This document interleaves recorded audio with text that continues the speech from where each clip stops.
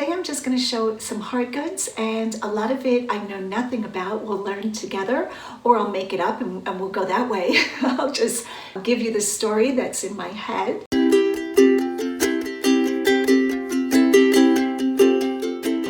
Hey guys, welcome back to my channel. This is Karen, Lavenderclothesline, for those of you who don't know me. And today I have a haul video that is probably long overdue of just regular everyday items. Maybe a few woohoos, but basically just regular bread and butter items, but items that are interesting, that you can flip for a good profit. But when I say bread and butter items, I mean items that pretty much anyone could find in their area. I know recently a couple of you have shared in the comments below that you think my thrift stores are like magical. And you know what? Maybe I am really more blessed than I realized to live in central Pennsylvania and find items that bring crazy high profits. So that I agree with. But let me just start by saying I thrift a lot, and I always say that. I go out hours upon hours a week and thrift. So most days, it's not like I'm just walking into a thrift store and all this gold is just sitting there. Many days I am in the same thrift store or the same one or two thrift stores for probably 6 to 8 hours a day. So if you think that I'm just walking in and finding, really high-end antiques, whatever, that's not the case. I have to dig through thousands of items to find what I find. But as many of you know, I love the hunt. I wouldn't trade this job for anything. And now I have found YouTube to be able to share what I find with you guys. So thank you so much for following and liking and subscribing. And if you're not already subscribing to me, please hit that like and subscribe button so I can keep bringing you videos. I also wanted to share that many of you are expressing that you would like to jump in and start YouTube. I really enjoy sharing with you guys on YouTube and connecting with people that I otherwise probably wouldn't meet and be able to talk to. So when I say meet, I mean not in real life, but here on the channel and through the internet. It's just a great opportunity and I absolutely love it. YouTube really provides another source of income once you get to that point, but let me just say this is a ton of work. I know a lot of the big YouTubers make it look so effortlessly, and for me, this is a lot of effort. I mean, I'm almost 60, so when I get ready for a video, just know that I am blow drying, curling the hair, putting on makeup, thinking about what color I'm gonna wear, looking to see if I have dirty dishes in the background. All of the things. It takes me probably about an hour to set up. I have lighting and all of the items right now below me that are cleaned and de-stickered, which I would do anyway for listing them on eBay, but it is a lot of prep. With having said that, I want to encourage you guys to make YouTube videos, and if you jump onto YouTube and you're a new creator, please feel free to leave a comment down below so I can check out your videos. Okay, without further ado, today is a hard goods video, maybe even two, because I have a ton of stuff in front of me. Most of this, I'm just looking around, is thrift store found. Some of it was given to me for free, so I'm going to show those items.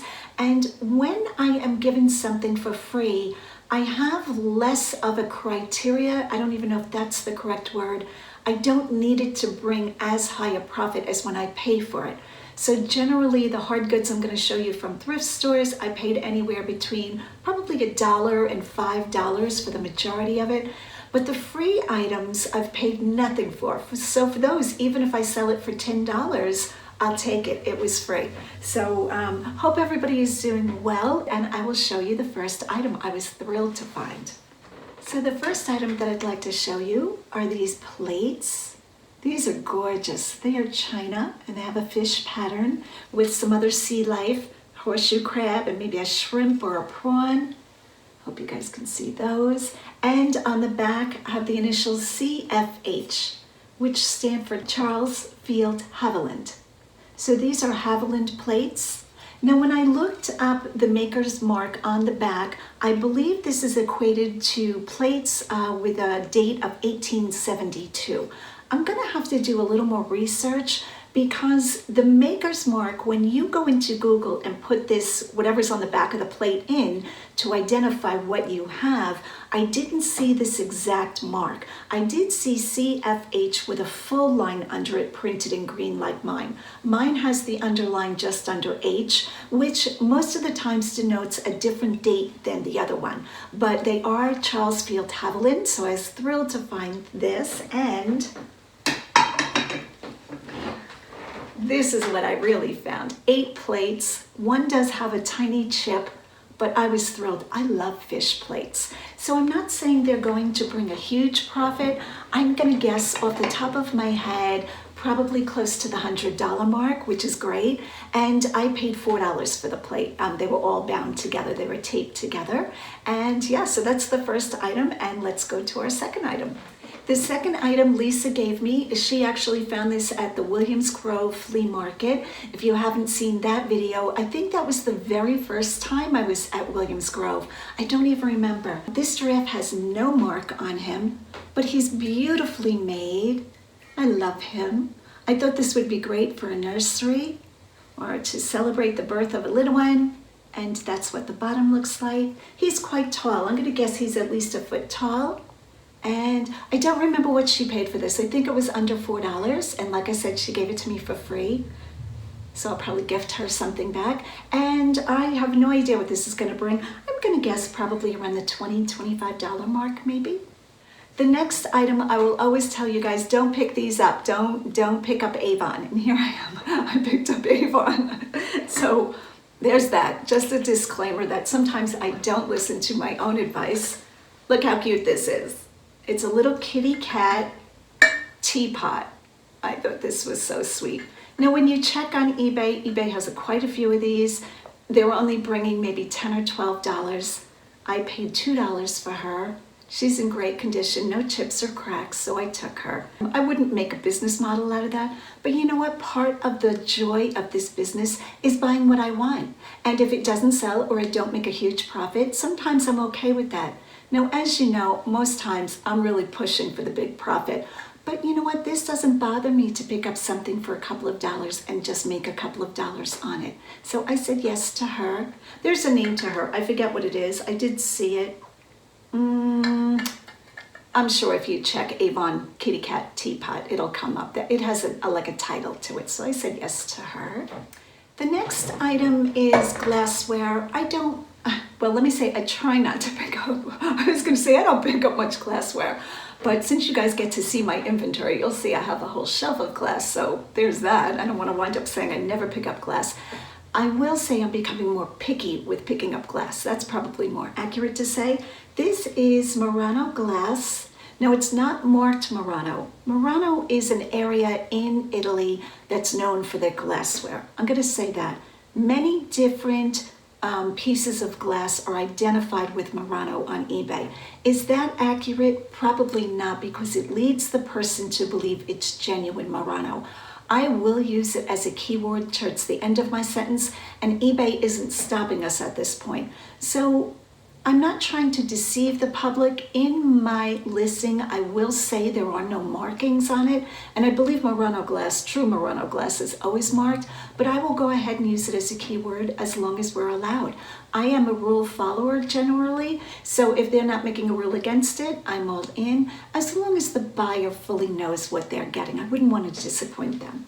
So this is a red striped, kind of like a zebra stripe handbag. Very thick glass. It's a vase, beautifully made. Has a little sticker, price sticker residue I'll have to get off. But I said yes to this. I'm guessing $20, $25, maybe a little bit higher, and I paid $3. All right, what shall we talk about next? Mom was saying, what shall we talk about next? Let me see. The next item, again, is just bread and butter, but they're so beautiful. I'm convinced these will sell. This is a gorgeous gold sugar and creamer. Now, the sugar does not have a top. I don't know if it ever did. Most sugar bowls will have a top, and this does not. It does not have the telltale rim circle that shows that a top sat on it, a lid sat on it. But I thought this was beautiful. I love gold. It's my favorite color. And this is Picard, I believe, USA. number 486. So very easy to research. I'm guessing under $20 for the set, and I paid $1.97. So I said yes to these. The next item is an item that I pick up when I see it, pretty much no matter whether it's the West Germany or Germany. This is Goebel. Goebel, I think that's how I say it. I don't speak German. Goebel, try pronouncing that. And the marking on the bottom shows it's West Germany. Hummels from Western Germany, of course before the wall came down, are more valuable than Hummels without, just from Germany. That's my understanding, and the larger Hummels bring very good profit. So I said yes to her. She was $1.97. And she'll have a name. I'll look her up. I just put it into a Google search like Hummel Figurine, little girl with ducks, and then all the ones with ducks come up, and then I can pick mine and find out her title. She has no box. Sometimes they get them in boxes, and I said yes to her. Now again, at $1.97, I don't mind if it only sells for $20, $25, but I'll price accordingly, and she'll probably flip a little quicker than some of my stuff. The next item is a pair of bookends. If bookends are well made, I almost always pick them up. This is a set of metal bookends. It has the letter C in the font of Old English. They're very heavy. I'm not sure what this metal is. No idea, but they're copper and I'm going to say brass most likely. They're painted. The brass is painted, it's finished. It looks like a lacquer glaze. Great condition, and I paid $3 for them, and I said yes to these. I almost never pick up one bookend. A bookend would have to be a phenomenal design for me to take one bookend. Now I know some people like to stack their books with the cover facing out and they'll use one bookend. But for me, I like a pair of bookends to sell. I feel they sell better. And like I said, unless it was a phenomenal design or really high-end maker, I usually say no unless there's two of them.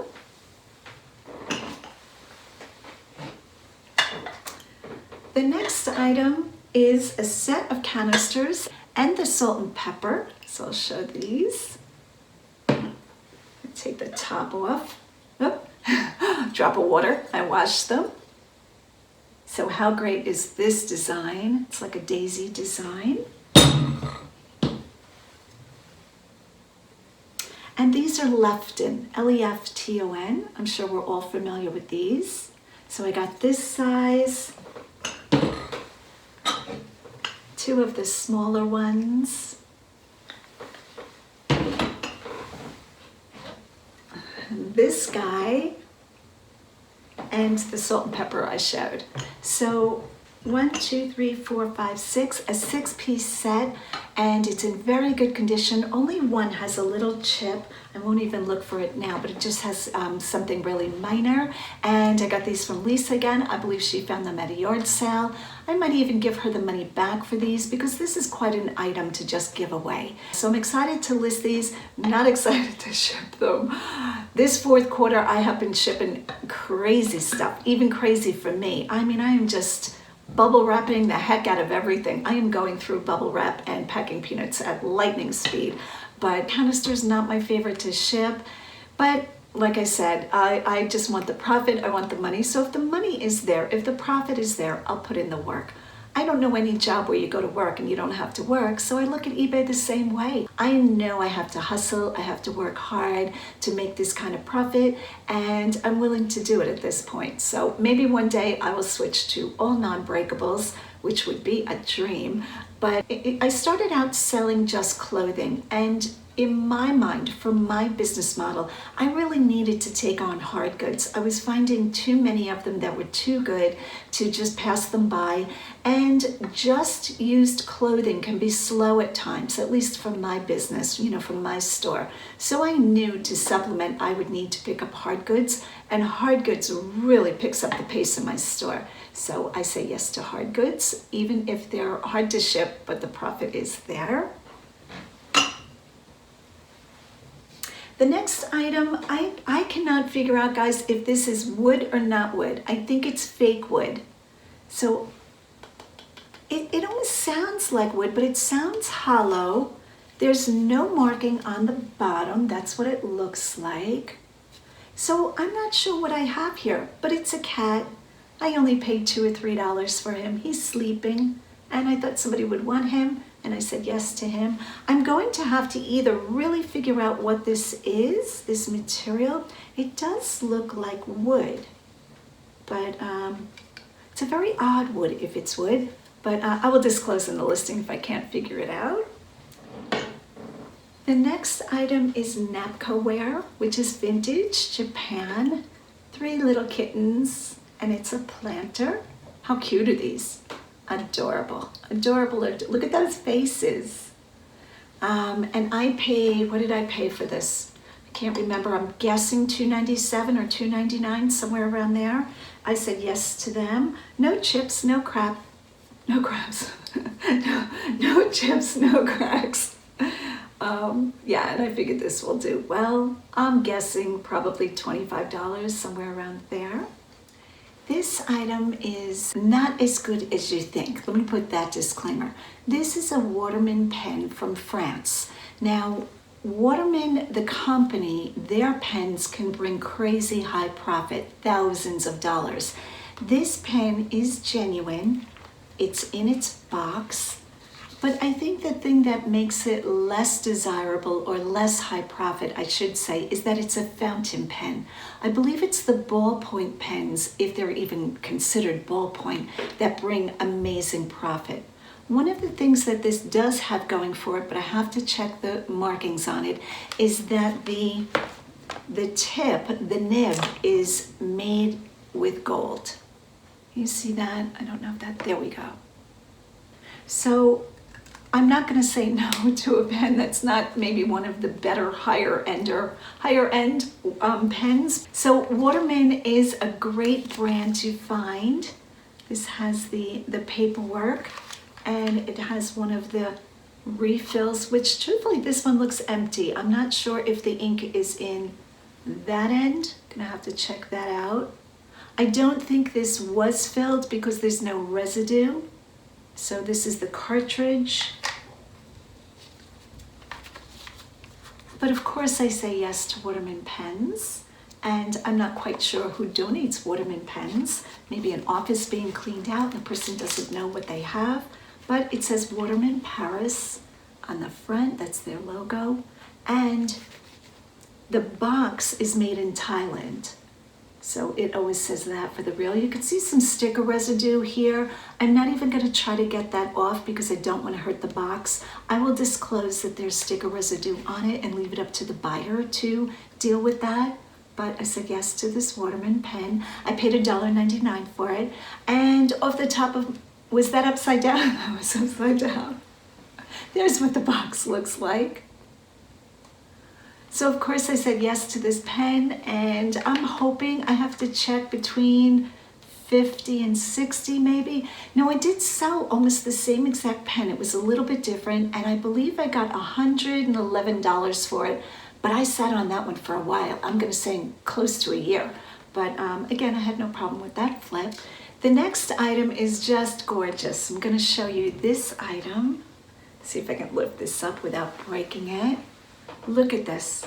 This is a mission style or a craftsman style stained glass lampshade.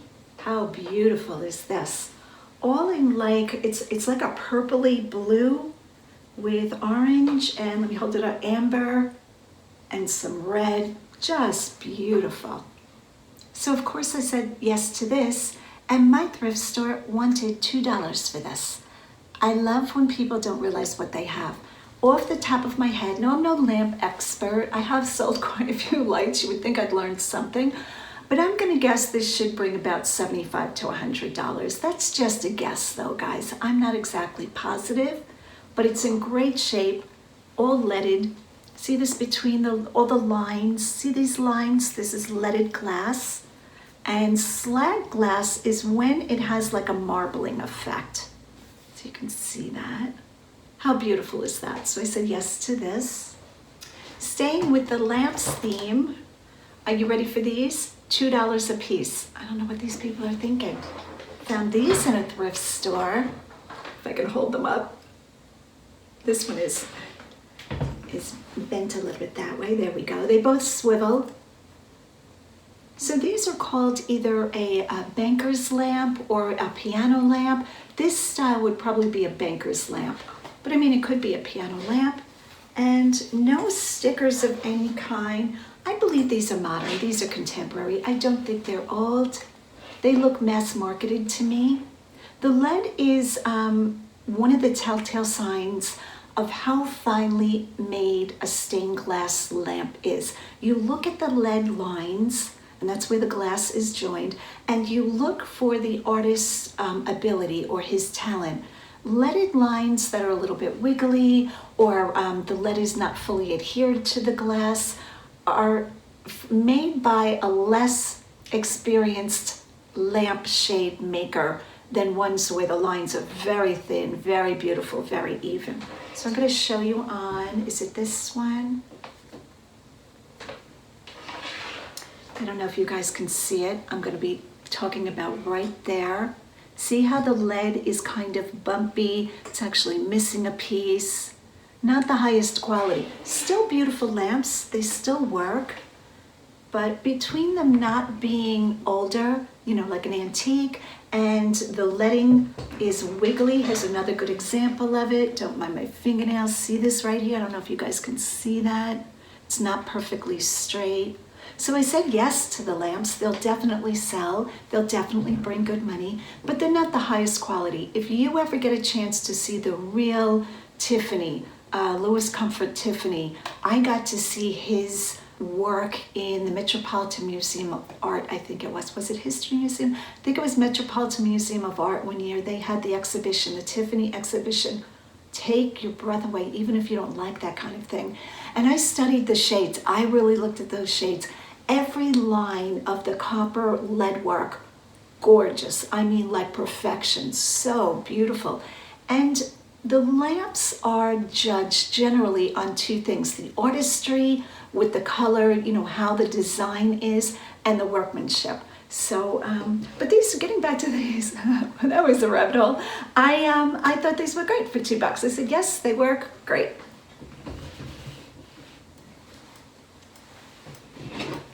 The next item was a wood box on a shelf. I always have to look in the wood box. I always want what's in the box.